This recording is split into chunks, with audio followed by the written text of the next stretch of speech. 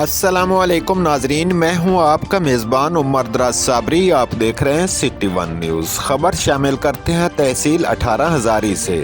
وزیر اعظم پاکستان جناب عمران خان کے ویژن کے مطابق دفتر ڈپٹی ڈائریکٹر لائیف سٹاک تحصیل 18 ہزاری میں مرغیوں کے 100 یونٹس کی تقسیم کی گئی۔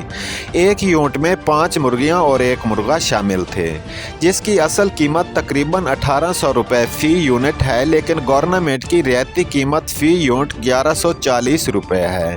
اس میں ٹوٹل 222 فارمرز نے درخواستیں جمع کروائیں، جس کی قرعہ اندازی کر کے 100 خوش نصیب فارمرز میں مرغیاں تقسیم کی گئیں۔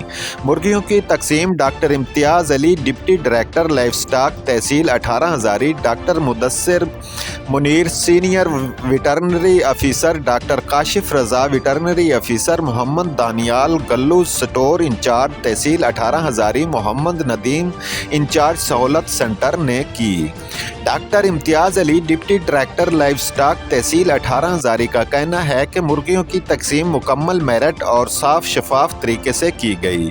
اس سے کسی فارمر کو کوئی کسی قسم کا اعتراض نہ ہے، اور جن خوش نصیب فارمرز کو مرغیوں کے پوائنٹس ملے، ان فارمرز میں خوشی کی لہر دوڑ گئی، اور تمام فارمرز حکومت کے اس قدم سے بہت خوش تھے۔ رپورٹ کر رہے ہیں عرفان بشیر، تحصیل رپورٹر، سٹی ون نیوز 18 ہزاری سے۔